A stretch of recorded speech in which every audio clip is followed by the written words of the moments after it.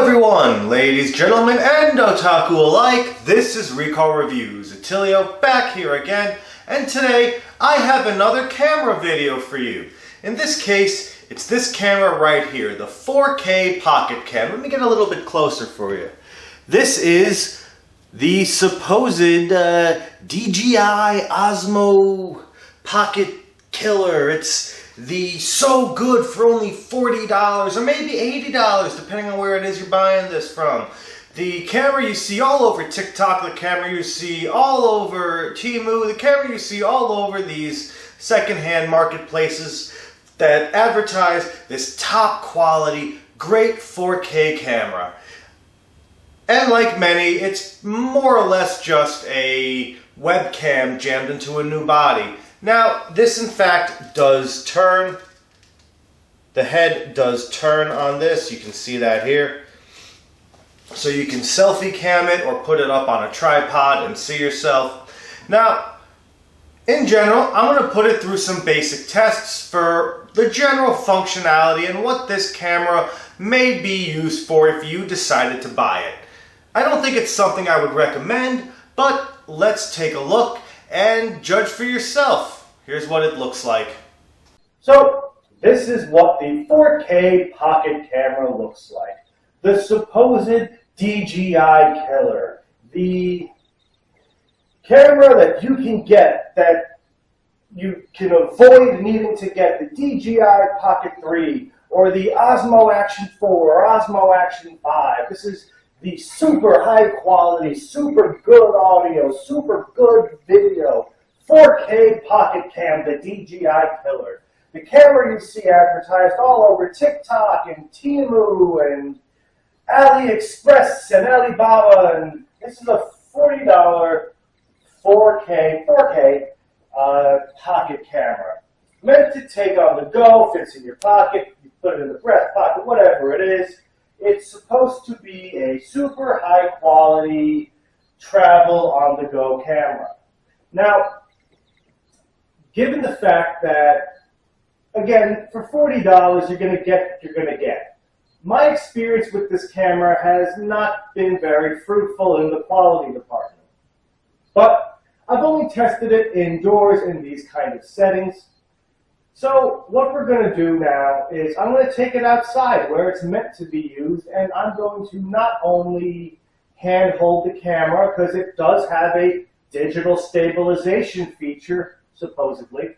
So we're going to get a good look at that. And I'm going to take you for a walk outside. It's on its base settings. I haven't played with the light balance, any of the choices. This is out of the box, how it is. We're going to go outside, and then we're going to film a little bit outside with it. So let's get a move on. So this is what it looks like outdoors. Obviously, I'm in more neutral lighting. I'm underneath. I'm a little shadowed over. Now, we're going to see what it looks and sounds like as we move about the back. You're going to see it in the sunlight, and then I'm going to take it handheld and take it for a walk around so you can see some of its other applications of what it's supposed to be used for. So, again, I'm standing about where I would be if I was doing any of my other videos. I would be out by the fire pit. And again, just in motion, this is what it looks like. Now I'm going to take it handheld because, again, it's supposed to have a video stabilization function. So I'm going to see how well it works in motion. So I'm taking it handheld now, and I'm really just going to hobble my way through the backyard. Again, this is what it looks like, what it sounds like. See the kids' floaty shark in the pool. The apple tree has been sized down. Got plenty of firewood. We're getting into some changing lights here. We're under the shade, and you know, I can see it's like a pinhole sensor. So the actual overall image quality, even if this can record up to 4K, it's not going to look that good simply because it's a small sensor.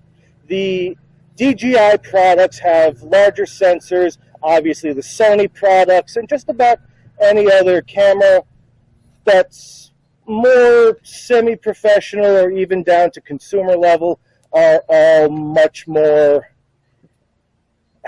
usable, I'll say. But now that we've went through all of those steps, let's go back inside and I'll give you my final thoughts on this camera.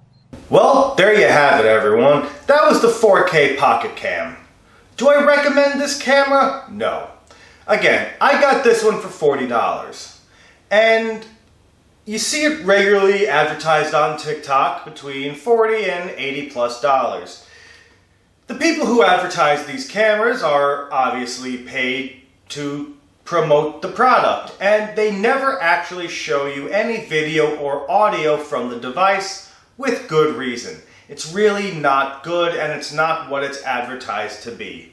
Technically, it records in 4K, but with a sensor as pinhole and small as the one in this camera, it's always destined to look terrible. The camera itself has audio that is way overblown, and the gain is insane, and it really does not sound good without tweaking it a bit so it doesn't blow your head off. The video in the right lighting can be just passable enough. Unless you are really desperate and hard up for a camera, I would say only get this in that situation. It is half decent, and if you're starting a YouTube channel, it may be good enough. Now, you can always use this as a webcam, because most of these, again, are just webcams jammed into bodies. And you can set it up as a webcam and use an external microphone for your actual audio. If you light yourself the right way, up close, you may get half-decent video if you're doing gameplay and anything like that. Aside from that, again, I would not recommend this video. I certainly think that this is better, though, than my first YouTube camera type cameras that I gush over in the past for nostalgia's sake. I did actually find one of my original YouTube cameras, and it still works. So I will be doing a video on that. I'm kind of excited. It's very nostalgic. But I wouldn't recommend getting this, especially at the price it's regularly advertised as. Again, anywhere between $40 and $80+. Don't buy it. For that kind of money, you can at least get something a little bit better. Thank you for watching, and tune in next time.